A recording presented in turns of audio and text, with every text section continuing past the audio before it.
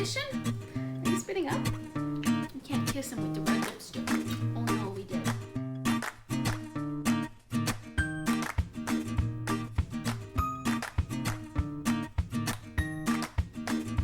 Hi everyone, good morning. It's the end of January and I am getting ready to review my January assignment.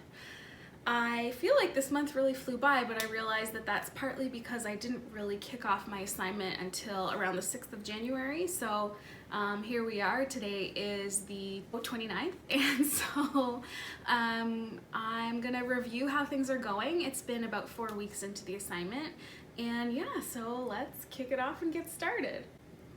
The first part of my assignment was related to Decluttering Daily. And I feel like I've done really well with this element of the assignment. I have almost made it become a habit. Dig in or spend about 5 to 15 minutes a day. If I open up a drawer and it feels like that drawer is not working for me, I'm pretty open to dumping everything out and getting rid of what's not working and putting things back in place. And I've chronicled a little bit of that on stories, but sometimes decluttering is just a really quick one and done activity, and taking the time to pull out my phone, take pictures and post kind of is like not conducive to making sure that it's a really good habit for me.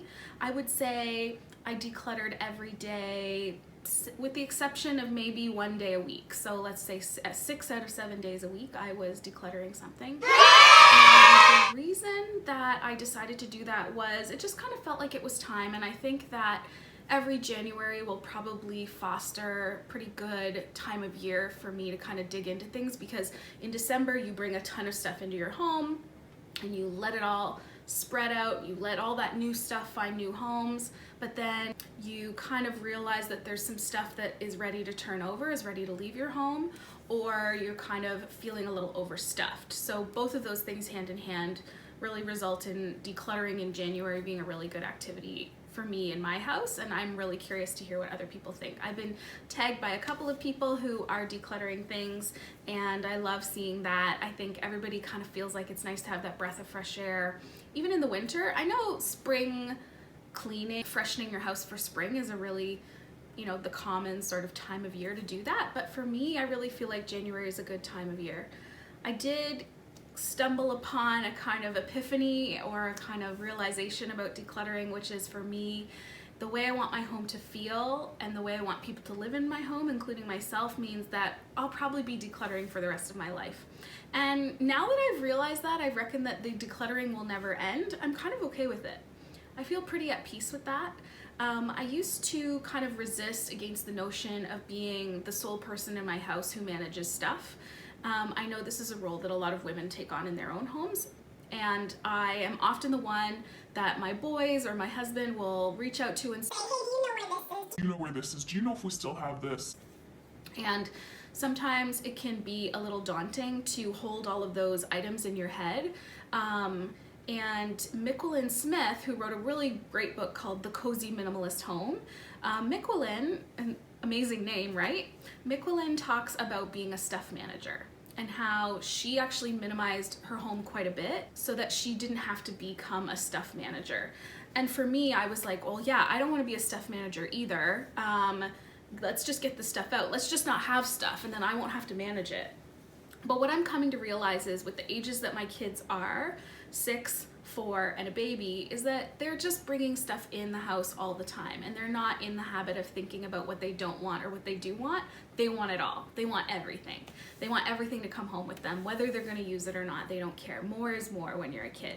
So I don't want them to get too hung up with the idea of guilt or shame related to wanting things at this point in their lives. So I'm okay with managing their stuff. I'm okay with being the person who decides what goes and what stays, with a bit of their input, and making sure that our home has enough space to hold the things that they're interested in and that they care about. So I don't really want to lean into calling myself a stuff manager, but in terms of being the person who keeps track of things and the person who takes charge when decluttering needs to happen, I'm okay with that, because I think that's kind of the sign of my home feeling its healthiest, is when stuff is coming in. I'm the one bringing stuff in too, and we'll talk about that in a second. stuff coming in and stuff going out. That feels like kind of a natural cycle of life with where I'm at right now. I'm certainly not sitting back in my home and thinking, okay, I'm done. I don't need to bring anything else into my home. No, there are lots of things that I look around and think, oh, that's old, that needs replacing, or this needs repair, or whatever it is. We're never kind of living in a period of like stagnation or full stop. My life might come to that eventually. I doubt it. But if that's the case, then I'll just kind of revisit how I feel about decluttering, and we'll think about things at that time. Another interesting thing is when I kind of think about like all of the things that I'm managing in my mind and why I might become resistant to that, and decluttering feels like a way of kind of being the stop valve, letting the pressure off, is that there's really only so much space in my head for stuff. I follow a really great YouTuber. She primarily YouTubes about makeup, but she's very much into minimizing her purchases or being reflective about what she brings into her makeup collection. And she talks about her mind palace and how the palace of her mind, or her mind palace, only has so many rooms to hold things and treasure things. And once there's too many things in her home or in her collection, then her mind palace can't hold all of those things. And it's important to make sure, it's important to her, and it's important to me, to make sure that my mind palace holds everything that's actually in our home. And that's kind of the exciting thing about decluttering for me right now, which is that I feel like I'm getting reacquainted with some of the things that I really do like in my home, and I'm creating space for them by removing the things that I don't want. And that is probably at its core my philosophy about decluttering, is removing the things that I don't care about to make space and shine light on the things that I do care about. The second part of my assignment was to have 1 in, 20 out. So this was my way of putting limits on my spending habits in January. I'm not an overspender, I'm not an overbuyer, but I do have things that I like to buy. I find myself sometimes wanting to want things. This is another thing Hannah Louise Poston talks about, is like the drive of wanting to want. And sometimes you find that you're wanting to shop, but you don't know what you're wanting to shop for. So the 1 in, 20 out was kind of a way of sort of putting limits and boundaries on that, and kind of shutting down some of that wanting to want feeling, especially after Christmas. I don't know why this happens to me, but after having gifts and after bringing things into my home, sometimes more makes me want more.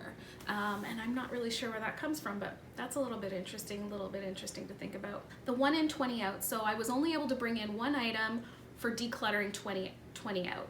So the total tally in my mind, and I think I could have done a better job of keeping track of this, but such is life. The number, I think I've cleared out about 360 items from our home.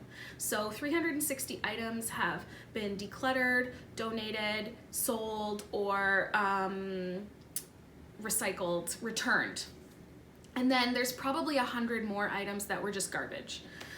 So we'll call that about 360, because I don't really want to count the garbage side of things. I don't want to be proud of how much I've thrown in the garbage. I really would prefer to have not thrown anything in the garbage.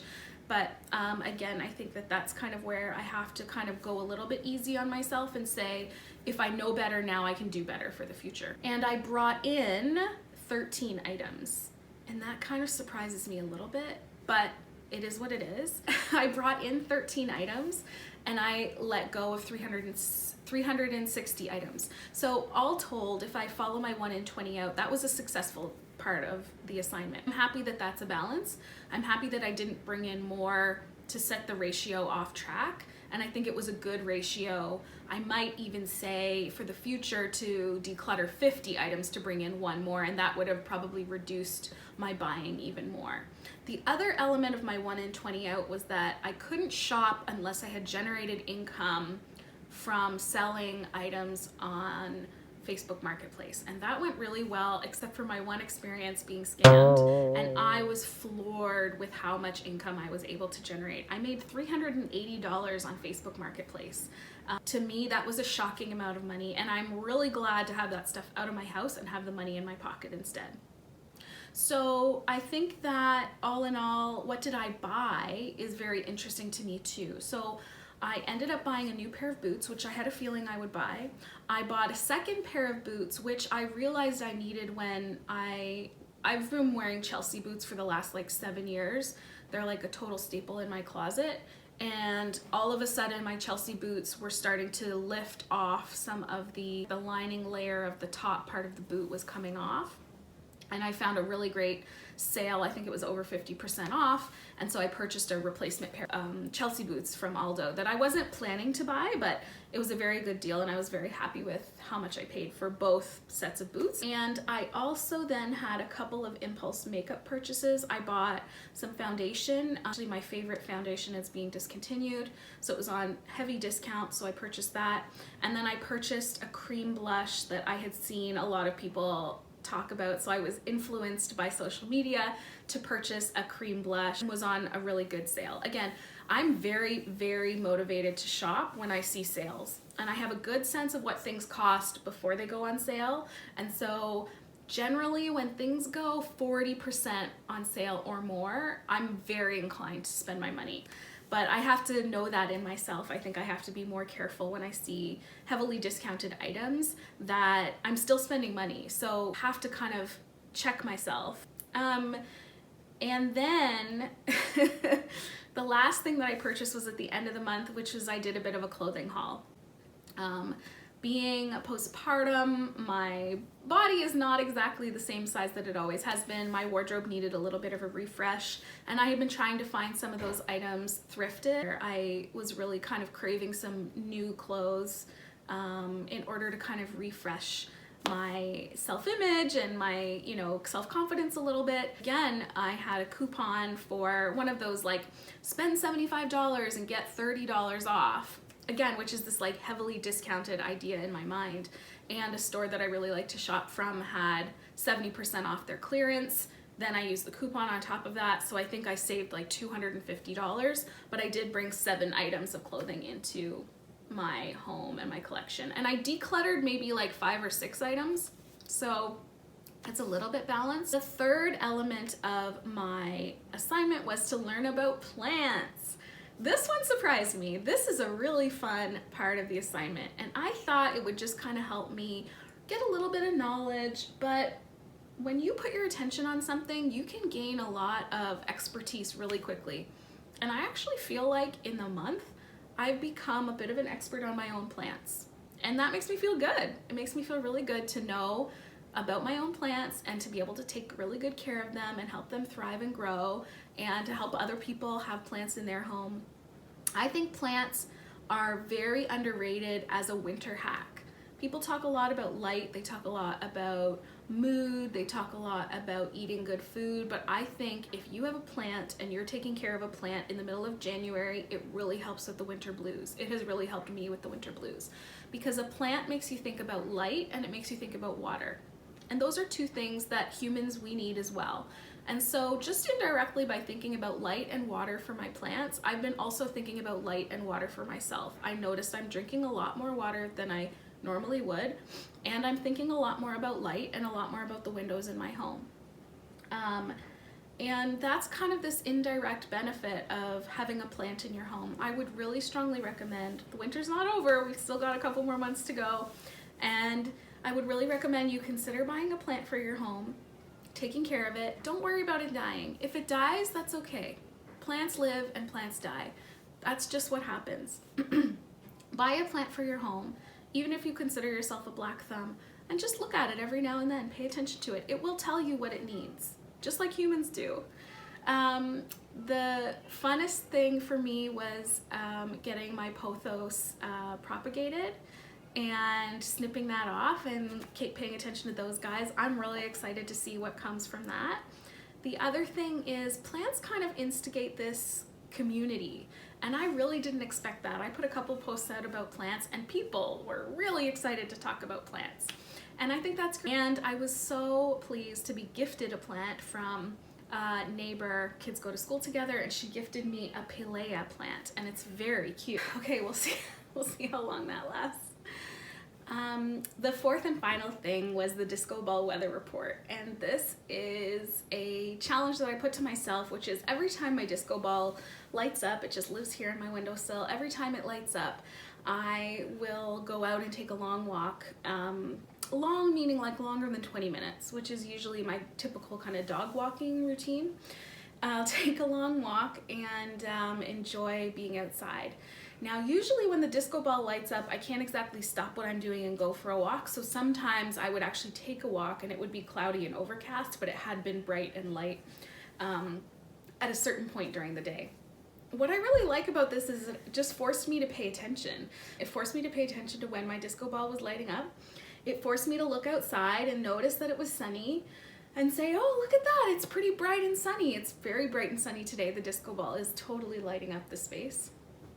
And just that action of looking outside and appreciating the sunshine was enough to kind of remind me that even though most of the time it is cloudy and overcast, there are always times when the sun breaks through, and there's always time to appreciate that light in the wintertime. I would say today's the 29th.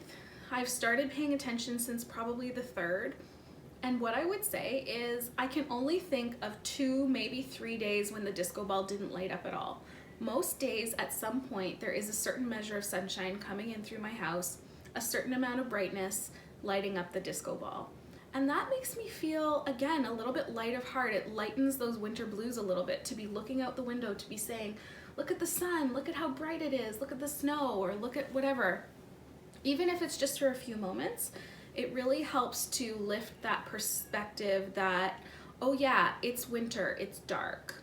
The winter is dark and depressing, and I'm gonna be depressed and dark because of the lack of light. If you have a chance, consider something that cues you to look outside, to look in the window, out the window, to appreciate the light that is happening in the middle of the day, 10 a.m., 2 p.m., and to kind of take your dose of light in the middle of the day. Create a habit or routine that helps you get a dose of light. Yeah. Baby edition? Okay, getting outside a little bit every day or almost every day for longer periods of time has actually motivated me to use a daily walk more often. So I'm now, oh no, you're interrupting me with your spit ups? Getting out for a daily walk has actually been a really great source of exercise for me, and the exercise has resulted in endorphins, and the endorphins have impacted my mood greatly. So the light, the exposure to light, just looking out the window with the disco ball weather report has impacted my mood, and then the exercise that follows has also impacted my mood. So overall, I think it has been a really good mood experiment for the month of January, which can typically be a challenge for a lot of people. It's a challenge for a lot of us, and that's okay. It's okay if you feel like January was a challenge for you. It's almost over. We're tipping into February.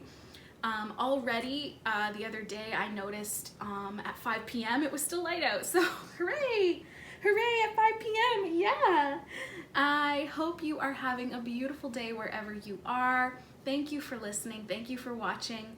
As always, I love to connect with you on Instagram. I'm at medium.lady over there.